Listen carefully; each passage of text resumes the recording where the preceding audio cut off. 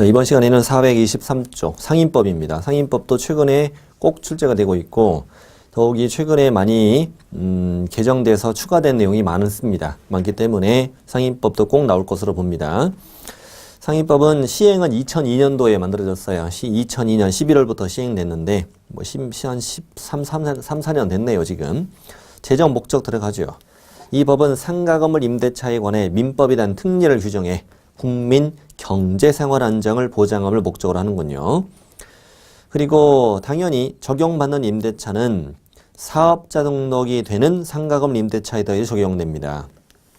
사업자 등록을 꼭 해야만 이 법의 보호를 받아요. 사업자 등록을 하지 않는 경우는 적용되지 않습니다. 2번, 임대차 목적물이 주된 부분을 영업용으로 사용하는 경우에도 다 적용이 됩니다. 자, 그리고 밑에 환산보증금이라는 제도가 있는데 이 주임법과는 다른 점이에요. 이 법은 일정한 환산보증금 이하 상가건물 임대차에 대해서 적용하는 것이 원칙이다. 원칙이라고 썼어요. 원칙. 예외도 있다는 얘기죠. 환산보증금이란 단어는 우리가 만들어낸 단어고요. 환산보증금이라는 것은 보증금 더하기 차임 곱하기 100. 차임을 보증금으로 환산해서 보증금에 더한다는 얘기예요. 환산보증금인데 서울에서 얼마라고 돼 있나요? 4억 이하일 경우에는 상인법 전체가 적용됩니다. 근데 차임이 있으면 100을 곱하는 거니까 예를 들면 보증금이 1억이다. 월 차임이 300. 이랬다면 100 곱해 더하면 4억 되죠. 4억이 이 정도 이하 범위일 때 상인법 전체를 적용받고 이게 보증금이 예를 들어 1억인데 차임이 400이다. 이런 식이면 5억 되죠. 이렇게 될 경우는 상인법을 적용하지 않은 것이 원칙인데 예외적으로 적용되는 것이 있습니다. 일단 저 숫자는 다 외우셔야 돼. 표 안에 까만색 서울 그리고 과밀역제권역과 인천 나머지 광역시와 용인, 안산, 김포, 광주 그 밖의 지역 광역시 군지역 그러니까 주임법에서 그 소위 임차인 범위였어. 글자는 똑같아 이게. 4 그 다음에 3억 그 다음에 2억 4천 그리고 1억 8천이다. 4, 3 빼기 6천 빼기 6천이에요. 4, 3 빼기 6천 빼기 6천 이 범위 안에 있으면 다 적용됩니다. 그 다음에 저 밑에 동그라미 3번 보셔요. 각 지역별 환산보증금 범위를 초과하는 경우에는 원칙적으로 이 법의 적용을 받지 않는다. 다만 각 지역별 환산보증금을 초과하는 임대차의 경우에도 다음의 내용은 적용된다. 즉 환산보증금 X에 관계없이 적용되는 것들이 있다는 거죠. 서울에서 4억을 초과했다. 서울에서 4억을 초과해도 쭉 적용되는 것들이 있다는 얘기예요. 네. 자, 그러면 기업번 보죠. 대항력. 대항력이 종전에 없었냐니 없었다는 얘기죠. 그러니까 이게 작년 2015년 5월 13일자로 시행된 건데 좀 황당했죠. 그러니까 이 상인법은 원래 영세한 임차인에 대해서만 적용되는 법이었습니다. 그래서 좀 부자 상가 임차인에게는 적용이 안 되는 처음부터 취지가 좀 그랬죠. 뭐 4억이 기준이라는데 4억이 넘으면 이 법에 보호를 해주지 않아도 되느냐. 기준이 애매하죠. 좀 애매하죠. 대항력도 없었다는 거예요. 심지어. 등기를 하지 않으면 4억이 넘는 임차인은 대항력도 없었기 때문에 건물주 바뀌면 낙동강 오래열 되는 거죠. 말도 안 되는 거죠 지금. 네. 대항력은 작년부터 인정됩니다. 작년부터. 법 적용 대상 보증금을 초과하는 임대차 대항력 보호 규정은 심지어 시행 후 최초로 계약에 체결되거나 갱신되는 임대차부터만 적용됩니다. 작년 5월 13일 이후에 계약을 체결하고 그리고 갱신된 이후의 임차인들만 적용된다는 거죠. 그런 거 몰라도 되고요. 계약 갱신 요구권이라는 것도 인정됩니다. 계약 갱신 요구권. 니은하고 디귿을 묶으시고요. 디귿번 이따 나오면 다시 말씀드리는데 원래 차임의 증감 청구는 차임의 증액 청구 있죠. 증액의 경우는 주임법은 20분의 1로 제한하잖아요. 상인법은 100분의 9로 제한하거든요. 9% 제한을 해요. 제한하는데 다만 이 환산보증금 액수를 초과하는 경우에는 이 증액의 제한이 따로 없다 이렇게 만든 거예요. 한 발 양보하는 대신에 5년의 갱신 요구권은 인정하겠는데 읽어보죠. 디귿번 환산보증금액을 초과하는 임대차 계약 갱신의 경우에는 당사자는 조세공과금, 주변 상가건물의 차임보증금 등을 고려하여 차임과 보증금의 증감을 청구할 수 있다. 말만 그럴싸하게 쓴 거고 알아서 증감 청구할 수 있다는 거예요. 이 증액의 제한이 없다는 거예요. 이게. 환산보증금 범위 내에서는 9%까지만 증액 청구 가능해요. 네, 환산보증금 4억을 초과하면 계약갱신 요구 5년은 인정하되 증액의 제한은 없다는 얘기예요. 좀 이따 배울 권리금 보호 규정, 그 밖에 표준권리금 계약서, 상기 연체했을 때 계약 해지, 또 상가건물 임대차 표준계약서 이런 거 다 적용이 됩니다. 적용이 된다. 사실 되게 중요합니다. 이게 중요합니다. 모든 상가 임차인에게 보증금 액수 같은 것이 모든 상가 임차인에게 적용되는 걸 찾아라. 이런 걸 찾아야 되고요. 예를 들어 우선 변제권 있죠? 우선 변제권이라는 건 어디에 인정됩니다. 그 확정일자 받으면 우선 변제권 생기잖아요.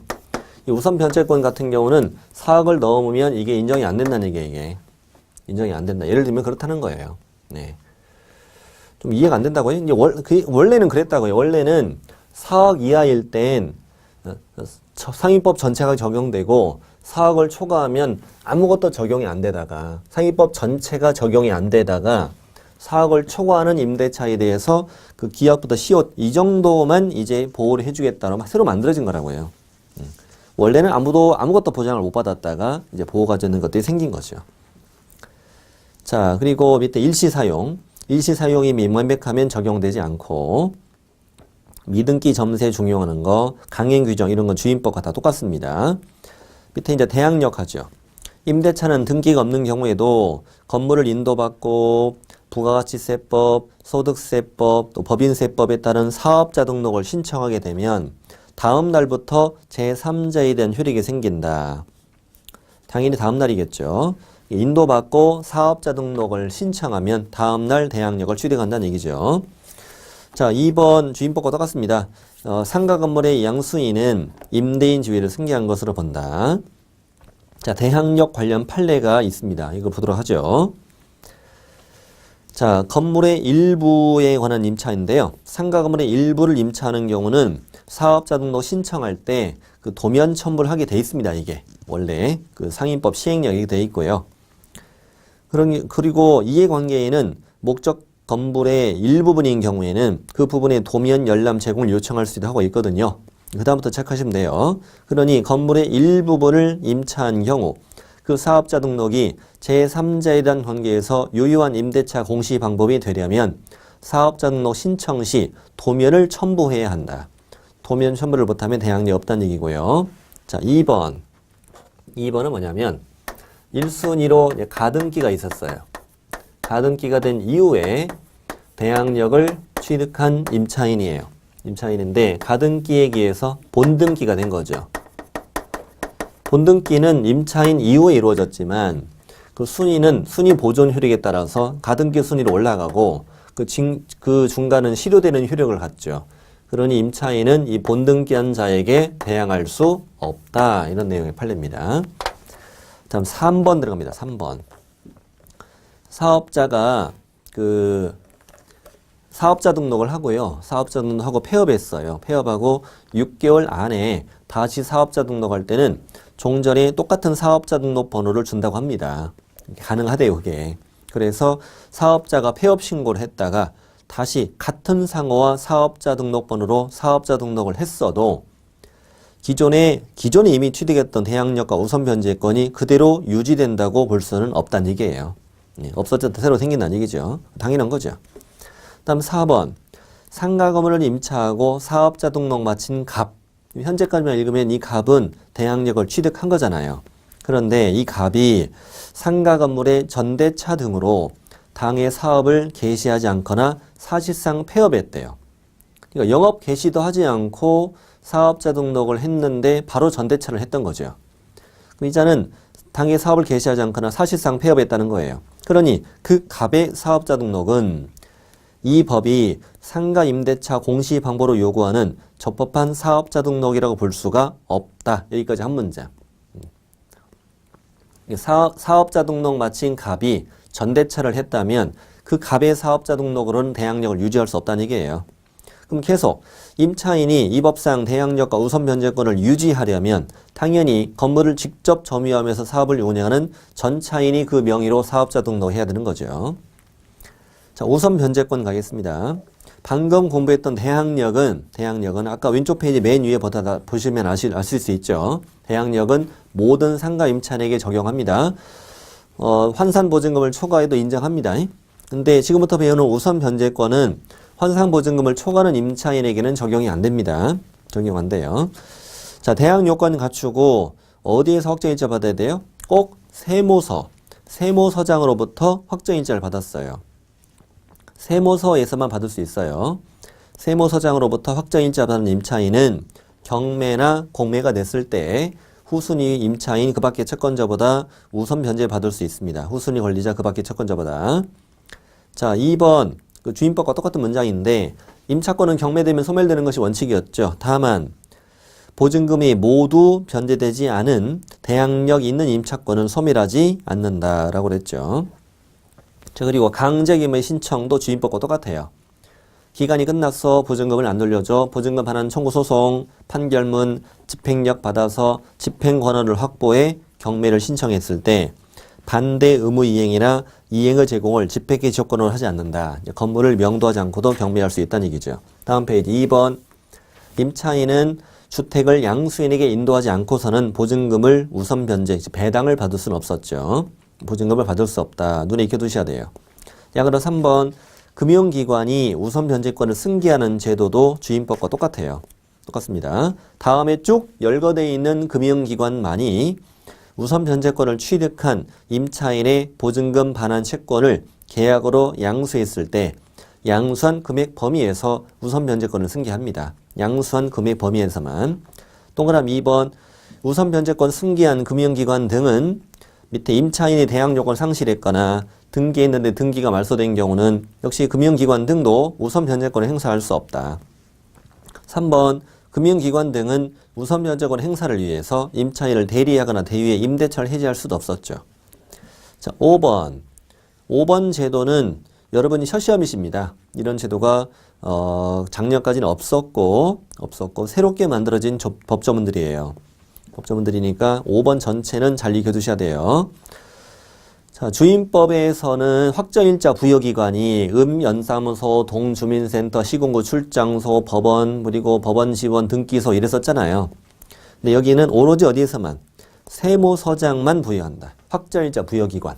오로지 세무서에서만 부여한다는 걸 주의하시고, 당연히 세무서장은 확정일자 부여기관이니까 상가건물 소재지, 부여일, 차임 보증금 등을 기재한 확정일자부를 작성해야 되겠죠. 전산처리 정보 조직을 이용할 수도 있고, 임대차 정보 제공, 이거 주임법과 거의 비슷해요.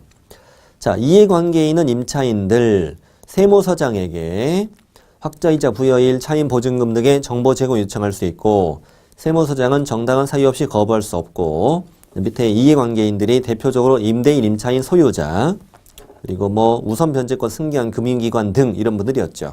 자, 오른쪽에 2번. 주임법과 똑같네요. 임대차 계약을 체결하려는 자는 임대인의 동의를 받아야만 정보 제공 요청이 가능했죠. 동의를 얻어야 됩니다. 임대인 동의, 그냥은 안 되고요. 다음에 3번. 이미 임대차 계약을 체결한 당사자, 이미 계약을 체결한 당사자는 세무서장에게 다음 사항이 기재된 서면 열람 또는 교부 요청할 수 있다. 인적사항도 되죠. 소재지, 목적물, 면적, 사업자 등록 신청일, 보증금, 차임 기간, 확정이자 부여일 이런 거 요청할 수 있다고요. 동그라미 4번. 임대차 계약의 당사자가 아닌 이해관계인이나 특히 누구? 계약을 체결하려는 자. 이 계약을 체결하는 자는 임대인 동의도 필요했고요. 다음 교부 또는 서면 열람 가능한데 그 중에 당연히 빼고요. 인적사항 빼고, 저 위에 기억번 빼고, 인적사항 빼고 나머지 요청할 수 있다는 얘기죠. 자, 그리고 이제 큰 6번 소액임차인 제도. 이것도 이제 주임법과 거의 비슷합니다. 역시 경매 개시결정 등기 전에 뭘 갖추면 되죠? 대항 요건만 갖추면 되죠. 확정일자 요건이 아니었죠. 이랬을 경우에는 보증금 중 일정액을 다른 담보물권자보다도 우선 변제받을 수 있다. 확정일자는 뭐라고 그랬어요? 다음 3번 이것도 주임법과 숫자가 똑같아요. 최우선 변제받을 임차인 그들의 보증금 중 일정의 범위 기준은 대지가 포함한 건물가액의 2분의 1 범위 안에서 대통령령으로 정한다. 주임법도 2분의 1, 여기도 2분의 1. 이게 3년 전까지는 3분의 1이었다가 2분의 1이 개정됐는데 혹시 모르니까 익혀두세요. 둘 다 2분의 1이라고. 다음 페이지 표 안에 이제 소액임차인 범위가 들어있습니다. 들어있는데 조금만 이제 보면은 숫자까지 다 외우긴 좀 쉽지 않은데요. 일단은 그 현재 기준으로 본다면 서울 6,500. 서울 6,500. 그리고 광일 억저권역과 인천 5,500. 나머지 광역시와 용인, 안산, 김포, 광주 3,800.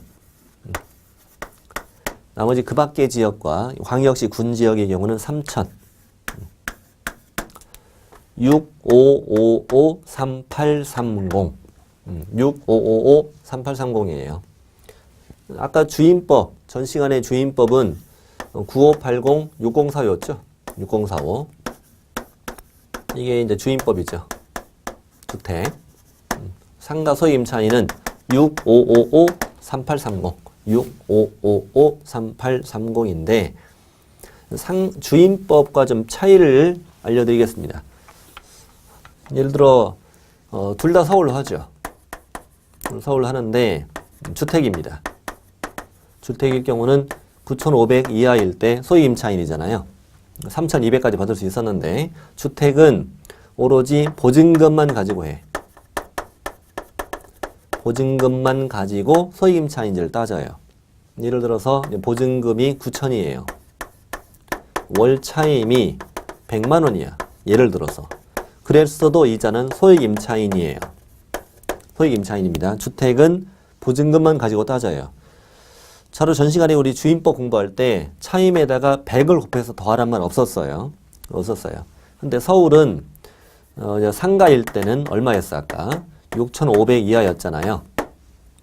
6,500 이하였는데 상가는 항상 보증금 더하기 차임 곱하기 100으로 따져요. 아까 여기서 환산보증금, 상인법 전체를 적용하느냐 못하느냐를 기준이 되는 이 4억 이하일 때도 보증금 더하기 차임 곱하기 100으로 했잖아요. 그리고 소액임차인을 따질 때도 이렇게 따져요. 예를 들어서 보증금이 2,500이다. 차임이 40이다. 소액임차인 되는 거죠. 이런 식으로 따지는 거예요. 100 곱해서 더해야 돼. 이런 식으로. 그럴 경우에 6,500 이하일 때 얼마 받을 수 있느냐? 2,200 받을 수 있잖아요. 2,200을 받을 수 있다. 그럼 내 보증금 거의 다 받는 거죠. 사실은 그러니까. 이런 식으로. 근데 보증금이 예를 들어 500이다. 500. 차임은 60이다. 그럼 이때 500만 받아 500. 원래 보증금보다 더 받진 않아요. 네. 500에 60이면 역시 소액임차인 맞잖아요. 근데 원래 보증금보다 더 받진 못해요. 그래서 이런 차이가 있긴 하구나. 소액임차인 따질 때 주택은 뭐만 가지고 보증금만 가지고 따지고 상가의 경우는 항상 보증금 더하기 차임 곱하기 100으로 한다는 거. 이 정도는 좀 알면 좋겠어요. 자, 밑에 이제 존속기간 갑니다. 주임법은 최단 기간 2년 보장하죠. 여기는 1년. 기간에 정함이 없거나 1년 미만으로 정했으면은 1년으로 본다. 다만 임차인만 1년 미만의 유효함을 주장할 수 있다.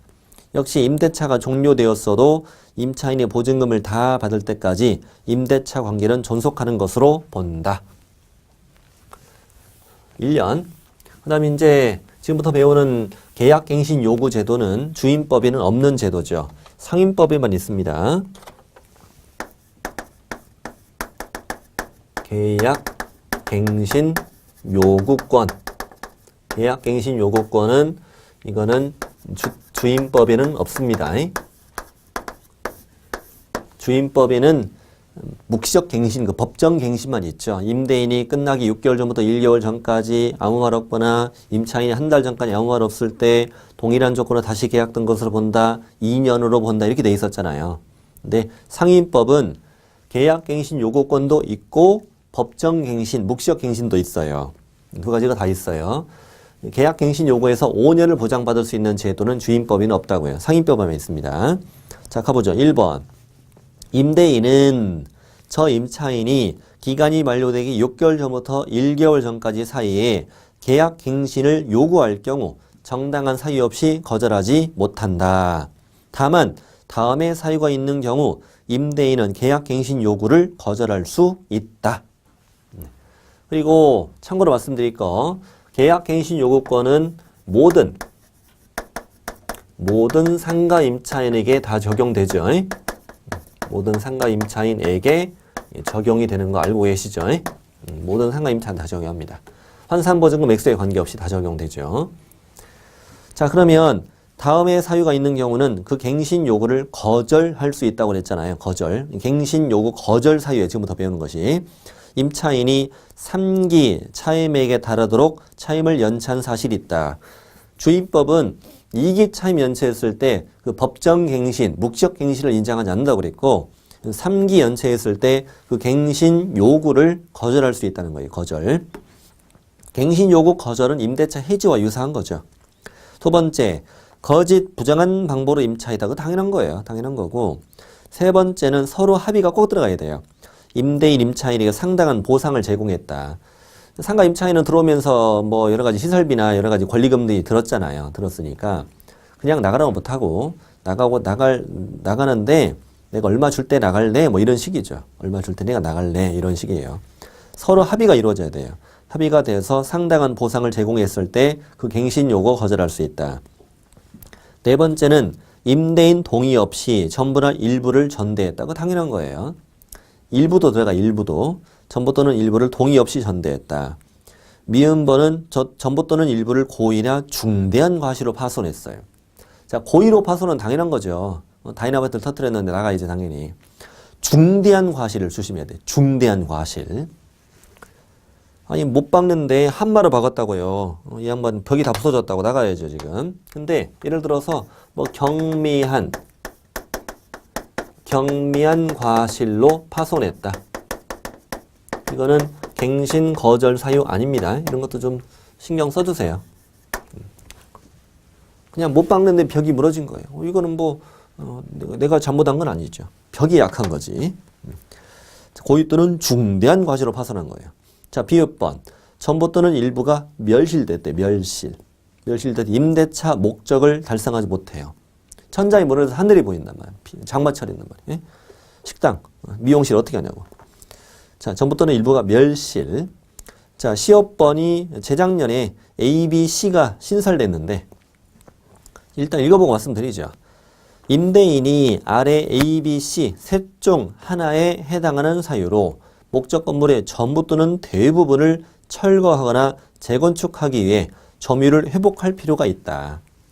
이 A, B, C가 재작년에 신설돼가지고 그전엔 없었는데 없었을 때는 어떤 문제가 있었냐면은 지금 1층 전체를 막 빌려가지고 큰 식당을 지었단 말이에요. 식당을 만들고 이제 막 한 6개월 해서 이제 곧 대박날 조짐인데 건물주가 와서 미안한데 내 건물을 다 부시고 새로 질 거니까 다 두고 나가라고. 이게 뭐 완전 망하는 거죠. 그래서 이런 결로 쫄딱 망하는 임차인이 많았어요. 그래서 안 되겠다.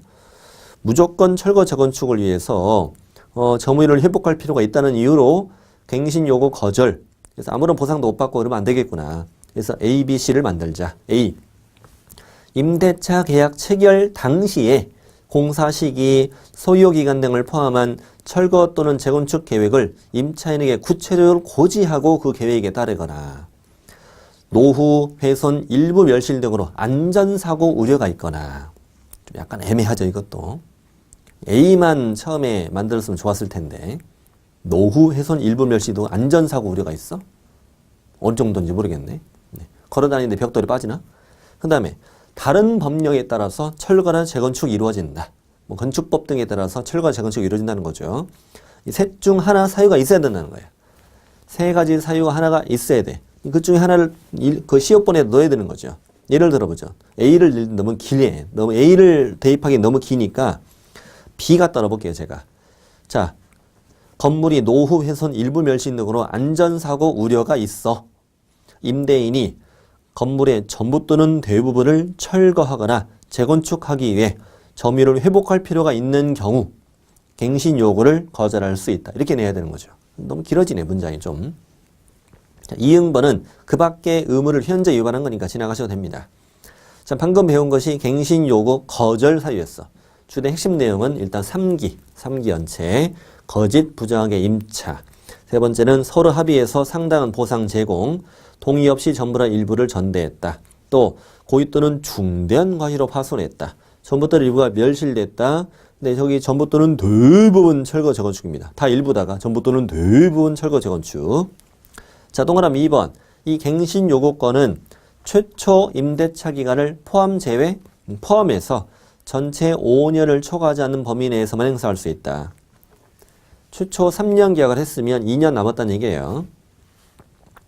자, 그리고 3번. 갱신되는 임대차는 전 임대차와 동일한 조건으로 다시 계약된 것으로 본다. 다만 차임과 보증금은 100분의 9 범위 내에서 증액할 수는 있다. 가끔 이것도 틀리겠는데 갱신 요구하여 갱신되는 임대차는 전 임대차와 동일한 조건으로 다시 계약된 것으로 보므로 차임과 보증금은 변경할 수 없다. 이러면 틀려요.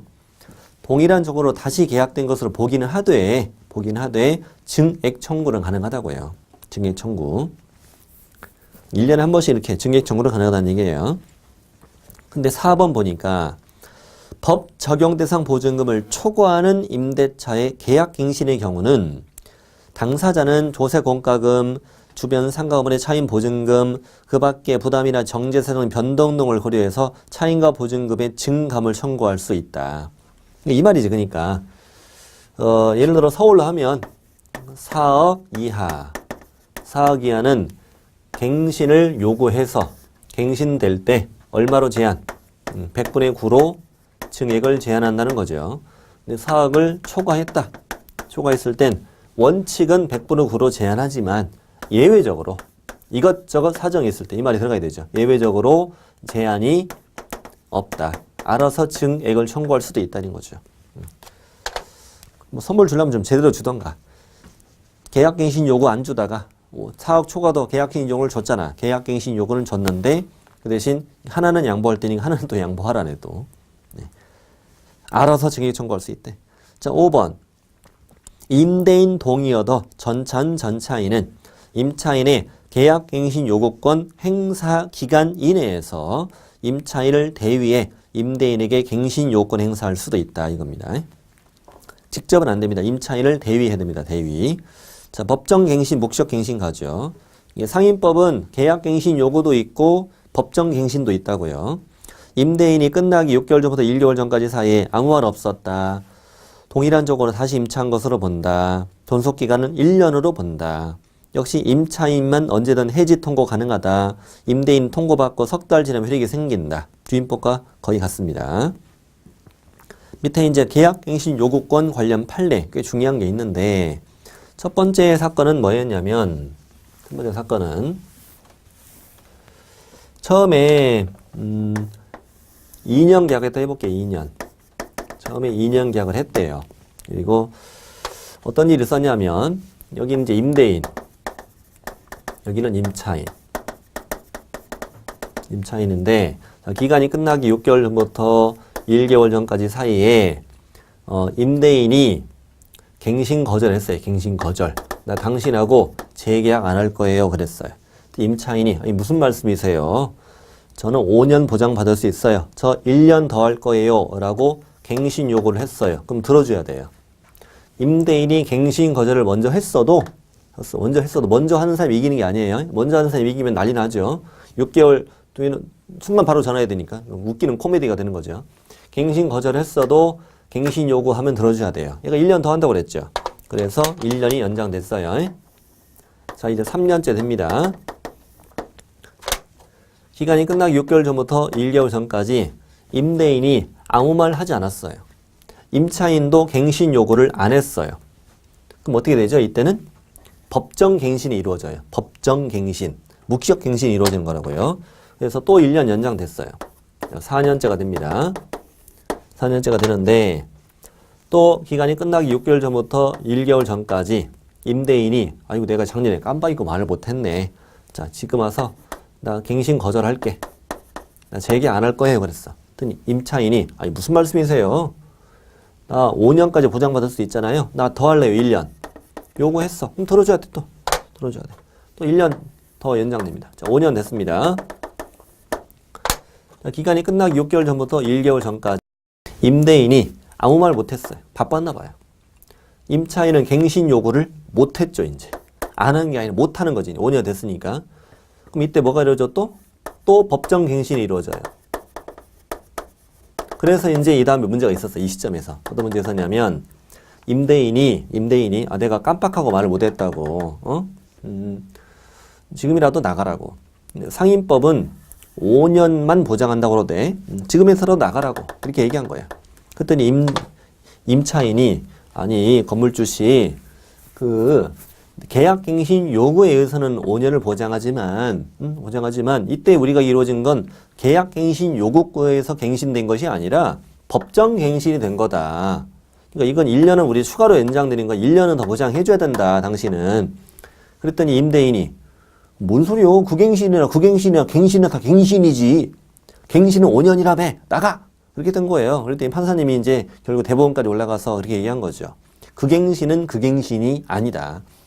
갱신 요구에 의해서는 몇 년으로 제한하지만 5년으로 제한하지만 법정 갱신되는 경우까지 5년으로 제한하는 것은 아니다. 그래서 1번 법정 갱신과 임대차 갱신 요구 제도는 취지와 내용을 서로 달리하는 거잖아요. 그러니 임차인의 갱신 요구권에 관해서는 전체 기간을 5년으로 제한하지만 갱신 요구에 대해서는 이 5년 제한 규정이 법정 갱신에 대해서까지 적용되는 것은 아니다 이 말이에요. 아직 시험에 안 나온 중요한 판례입니다. 자 2번 상가 건물의 공유자인 임대인이니까 뭐 여러 공유자가 있었나 보죠. 공유자 있었는데 공유자인 임대인이 공유자 중 한 사람이 임대인이었나 봐요. 그 임대인이 임차인에게 갱신 거절 통지를 한다고 해요. 지금 이거는 실질적으로 임대차 계약의 해지와 마찬가지죠. 그러니 공유물의 관리에 해당한다. 관리. 그러니 이것도 공유자 지분의 과반수로서 결정을 해야 된다. 이런 얘기였어요. 자, 3번, 4번, 5번이 이어져요. 이어지니까 통으로 다 묶어서 이렇게 3, 4, 5번이 다 이어지는 내용입니다. 자, 임대인의 갱신 거절 통지에 상인법상 정당한 사유가 없었어요. 그랬다면 임대인의 갱신 거절 통지의 선후와 관계없이 임차인의 계약 갱신 요구권 행사로 종전 임대차는 갱신된다. 자, 그러니까 임대인이 갱신 거절을 먼저 했다는 거야. 갱신 거절을 먼저 했어도 임차인이 갱신 요구를 하면 종전 임대차는 갱신된다는 얘기예요. 어떤 사연이 있었냐면 뭐 2년 계약을 했어요. 2년 계약을 했는데 이때 이제 임대인이 그래요. 임대인이 6개월 전부터 1개월 전까지 사이에 보증금을 예를 들어서 차임을 20% 올려줘 그랬던 거예요. 처음에는 우리 100분에 9만 가능하다고 그랬잖아요. 100분에 9만 가능한데 이렇게 하지 말고 더 파격적으로 해보죠. 월 차임을 2배 올려줘.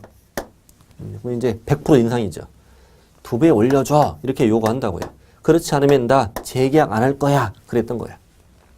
그랬더니 임차인이 아니 무슨 말씀이시냐고요. 나는 계약 갱신을 요구할 수 있고 계약 갱신 요구에 따른 갱신일 때는 100분의 9 그러니까 9%로 제한하는 거야. 난 딱 9%만 올려줄 거예요. 이렇게 얘기해요. 그랬더니 임대인이 아니 무슨 소리야. 말도 안 돼. 우리 계약 기간 끝났잖아. 끝났으니까 2배 올려줘. 2배 올려주지 않으면 너 나가. 원래 목소리 큰 사람이 이기잖아요. 목소리 큰 사람이. 나 지금 2배 준다는 사람 있어.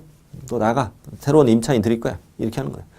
그래서 어쩔 수 없이 임차인은 울며 겨자 먹기로 이때 재계약을 합니다. 이 시점에서 재계약을 해요. 재계약을 해서 차임을 2배로 올려주는 재계약을 했어요, 지금. 그래서 하고 있는데 이 양반이 너무 억울한 거예요, 지금. 억울해서 이때 이제 소송을 제기한 사건이죠. 그랬더니 이건 재계약이 아니라 갱신 요구를 임차인이 했지 않냐. 갱신 요구에 의해서 이때 갱신이 된 거다. 이렇게 얘기하는 것이 두 번째예요. 그 4번이죠, 4번. 임차인이 계약 갱신 요구권을 행사한 이후 이렇게 돼 있죠. 이미 갱신 요구를 했잖아요.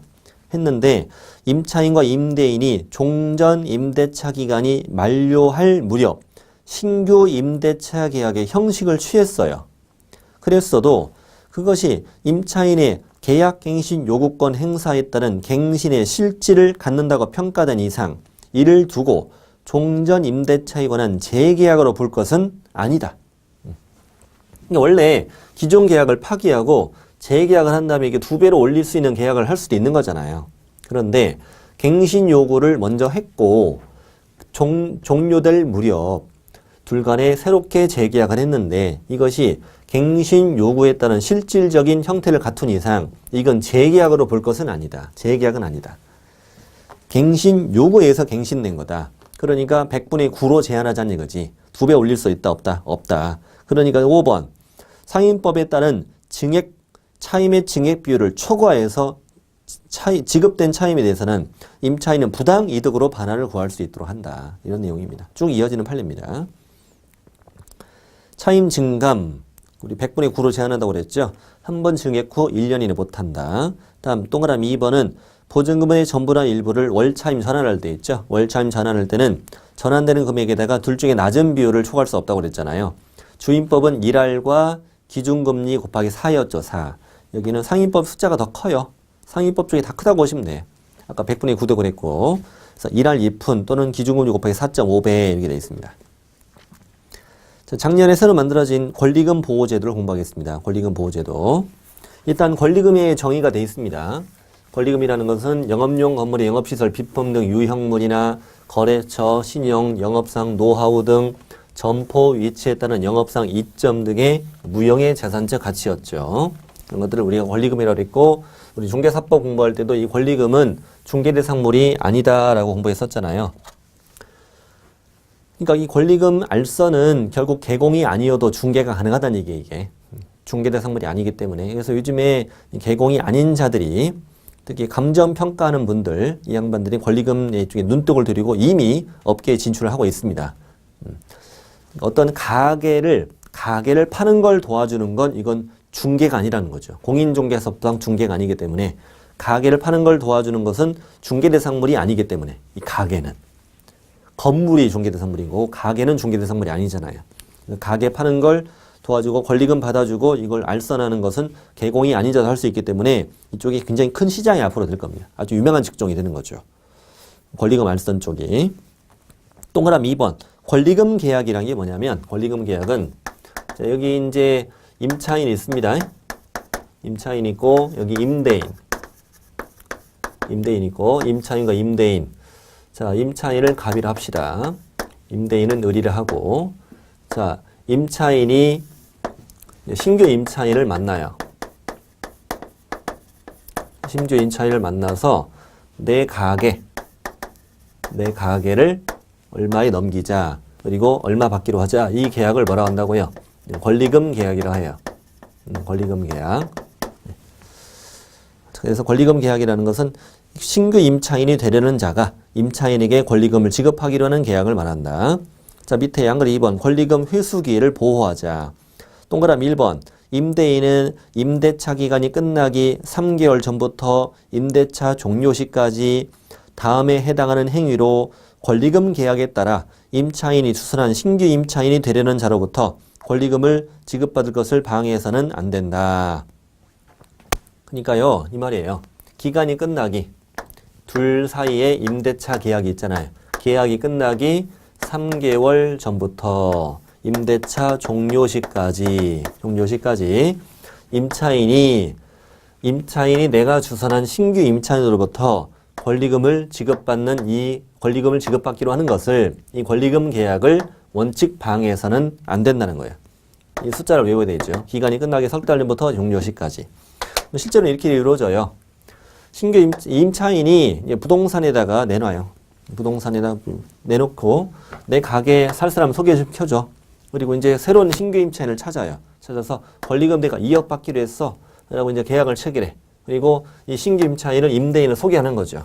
소개했을 때 임대인은 이 신규 임차인과의 계약을, 임대차 계약을 거절할 수 없다는 얘기죠. 권리금 지급받는 걸 방해해서는 안 된다. 그런데 오른쪽 페이지는 뭐냐면 임대인이 권리금 계약을 방해하는 행위죠. 다음에 행위를 해서는 안 된다고 돼 있잖아요. 권리금 지급받는 것을 다음에 행위를 함으로써 다음의 행위로서 권리금 지급받는 걸 방해해서는 안 된다. 권리금 방해 행위예요. 기억번이.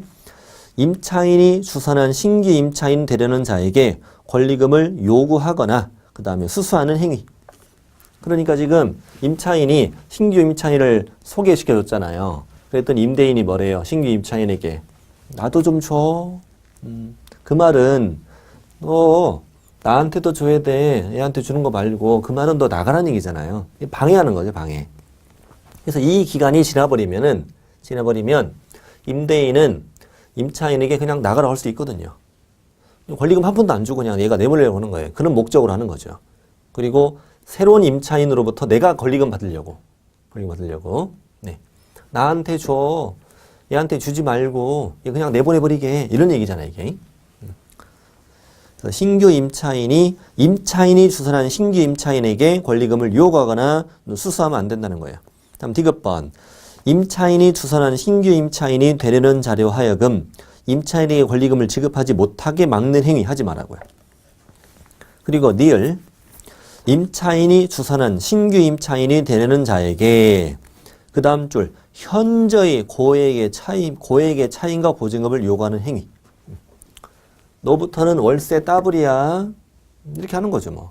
이렇게 하면, 이렇게 계약을 얘가 안 하려고 할 거잖아요. 그러면 이제 권리금 계약도 파기하고, 이럴 수 있기 때문에, 임차인이 이 기간 동안 못 받으면은 얘는 이제 큰일 나니까, 막는 거죠. 그리고, 정당한 사유도 없이 임대인이 임차인이 주선한 신규 임차인이 되려는 자와 임대차 계약 체결을 거절하는 행위 하면 안 된다는 거죠. 정당한 사유 없이 거절하지 말라고요. 정당한 사유가 있으면은 신규 임차인과 계약을 거절할 수 있는 것들이 다 나오겠죠. 자, 이게 바로 박스가 권리금 계약을 방해하는 행위였어요. 이런 행위를 하면 안 된다는 거예요. 자, 2번. 임대인이 이걸 위반하여 임차인에게 손해가 발생했다면 그 손해배상 책임이 있을 텐데 이 경우 손해배상액은 신규 임차인이 임차인에게 지급하기로 한 권리금과 임대차 종료 당시 권리금 중 낮은 금액을 넘지는 못한다. 왜 낮은 금액이라고 했냐면 높은 금액을 하지 않고 신규 임차인이 임차인에게 지급하기로 하는 권리금이 2억이라 해볼게요. 그런데 이 가게에 대한 감정평가를 해보니까 감정평가인에게 맡기면 되잖아요. 평가를 해보니까 1억이에요. 그러면 둘 중에 낮은 걸로 한다는 거잖아요. 손해배상액을. 왜냐하면 신규 임차인에게 받게 될 이 권리금을 부풀릴 우려가 있거든요. 둘이 짜고 부풀릴 우려가 있기 때문에 그런 거예요. 그래서 예를 들어 방해해서 손해가 입었다는 거예요. 손해봤으면 이제 임차인은 임대인에게 손해배상 청구를 하는데 내가 얘한테 2억 받기로 했거든. 2억 줘. 이렇게 얘기했더니 임대인이 말도 안 돼. 무슨 우리 평가해보자. 감정평가하자. 평가했더니 1억이야. 그럼 이걸로 한다는 거예요. 이게. 둘 중에 낮은 걸로. 낮은 금액을 넘지는 못한다. 3번 시효 3년이에요. 임대인에게 손해배상을 청구할 권리는 임대차가 종료하고 3년 이내 행사하지 못하면 시효로 완성한다. 그 다음 4번 임차인은 임대인에게 임차인이 주선한 신규 임차인이 되려는 자의 보증금의 차임을 지급할 자력, 그 밖에 임차인으로서 의무를 이행할 의사 및 능력에 관해서 자신이 알고 있는 정보를 제공해야 된다. 뭐 얼마나 안다고 사실은. 새로 내가 찾은 신규 임차인이 제대로 차임이나 보증금을 지급할 능력이 있느냐, 그 밖에 의무를 잘 이행할 의사가 있느냐, 자신이 알고 있는 정보를 제공해 주라고요. 임대인도 좀 보호하자는 얘기죠. 뭘 얼마나 알아요, 그 사람을. 살아보지도 않았는데. 자, 권리금 보호 제한. 자, 지금까지 권리금 보호였고요. 권리금 보호. 권리금을 보호받지 못하는 경우.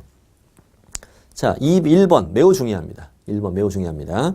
아까 좀 전에 배웠던 계약갱신 요구에 거절 사유가 있는 경우.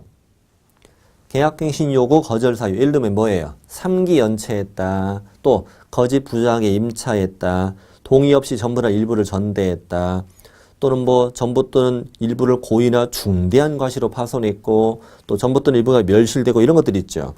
이렇게 특히 3기 연체했다 이런 경우 좀 조심해야 되겠어요. 계약갱신 요구에 거절 사유가 있으면 임대인은 임차인이 신규 임차인이 되려는 자로부터 권리금을 받지 못하게 할 수도 있다. 좋아요. 매우 중요합니다. 다음 2번. 그럼 임대인은 아래 박스에 해당되는 경우에는 임차인이 주선한 신규 임차인이 되려는 자와 그 임대차 계약 체결을 거절할 수 있다. 이거요. 임차인이 신규 임차인을 데리고 왔죠. 신규 임차인과의 임대차 계약을 거절할 수 있다. 거절할 수 있다. 권리금은 못 받게 할 수 있다는 얘기죠. 그러니까. 네. 계약을 거절해버리면 권리금 못 주겠죠, 지금. 기억번. 기억번하고 니은 좀 애매해요. 이런 걸 만들 땐 좀 신중해야 되는데 너무 임대인 편을 많이 든 것 같아요. 임차인이 주선한 신규 임차인이 되려는 자가 보증금 또는 차임을 지급할 자력이 없는 경우. 자력이 있는지 없는지 어떻게 알아? 그냥 기분악상 그럴 수도 있잖아요. 새로 임차인을 데리고 왔는데, 신규 임차인 데리고 왔는데 얼굴이 되게 없어 보여. 나 싫어. 이거 말도 안 되잖아, 이거. 네. 사실 물론 이렇게 얘기를 해요.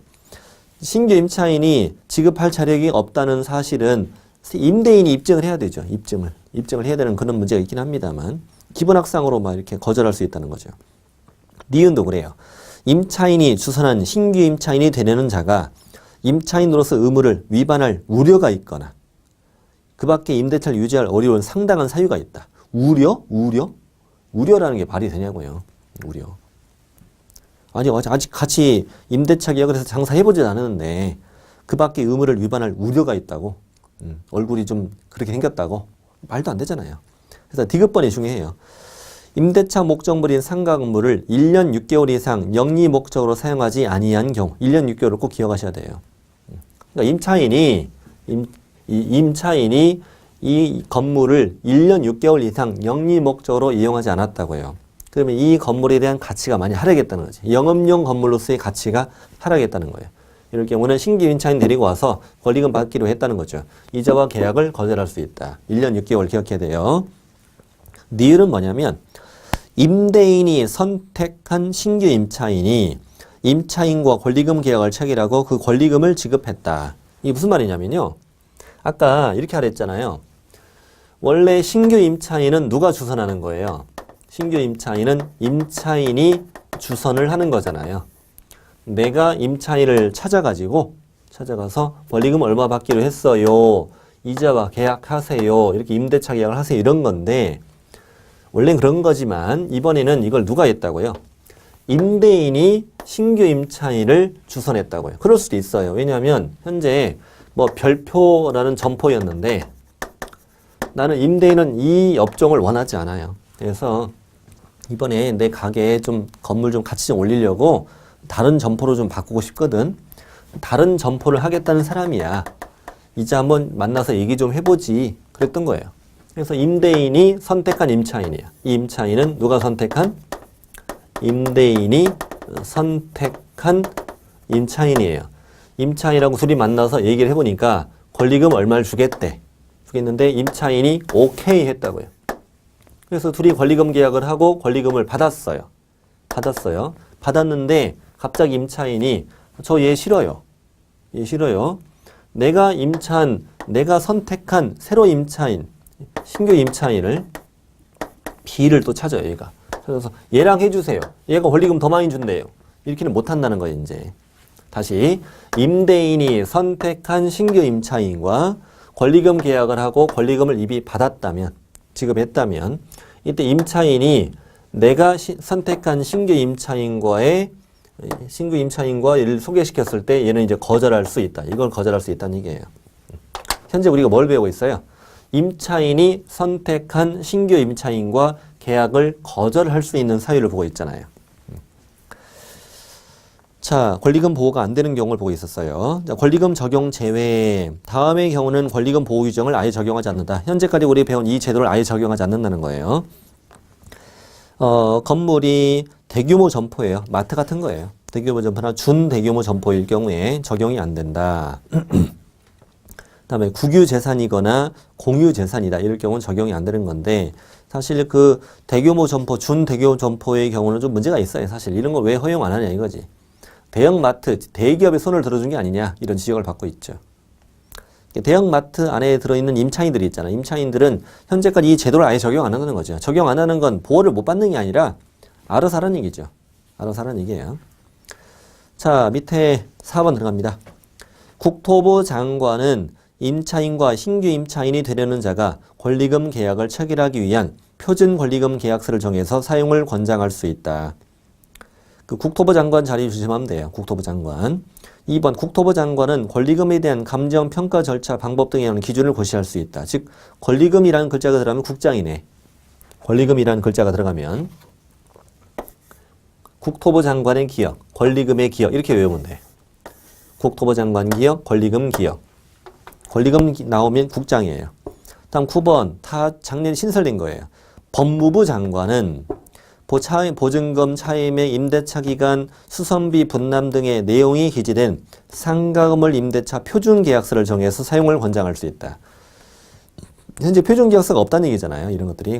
매매계약서, 매매계약서, 임대차 계약서는 우리 법정 서식이 없잖아요. 없기 때문에 임대차 계약서 표준 서식을 정해 권장할 수 있다고.